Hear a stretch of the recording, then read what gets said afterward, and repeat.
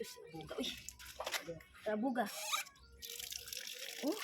Kaon na na. Buga man.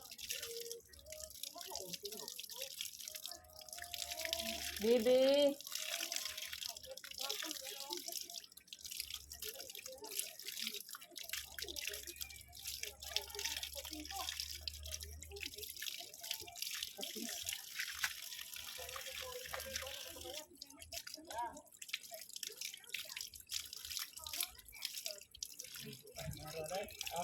Kuya?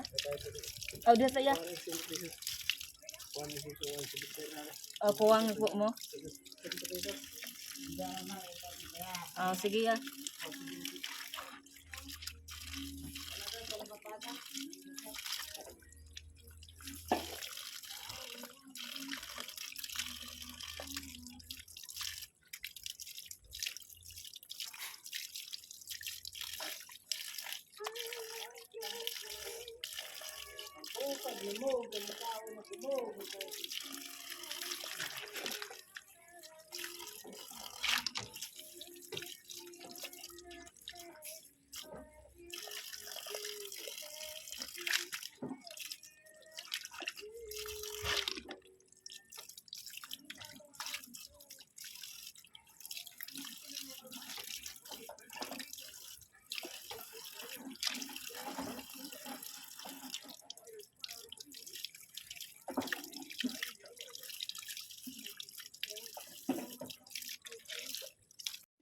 Malinis na ang bugoy, Bi.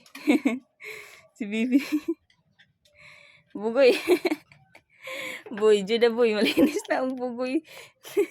Hoy, galit. Juda.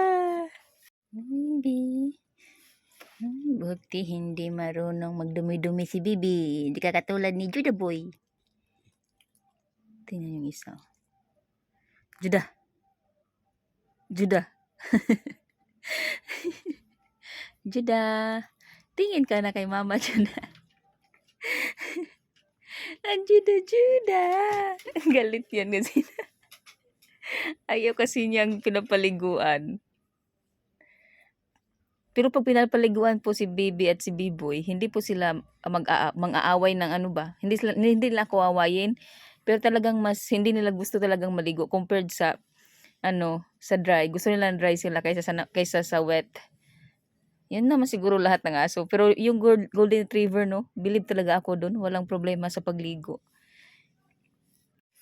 Si Hadasa at si Juda, walang problema naman sa pagligo kapag nasa CR na. Wala na lang, maghihintay na lang sila kailan sila matapos sa pagligo. Pero kapag alam na nila na papaliguan sila, naku, itong si Baby hindi na lalabas ng kwarto. Kaya kakargahin ko papunta sa CR. Pero pag nandun na sila sa sa lugar ng pagliliguan, wala na silang reaction.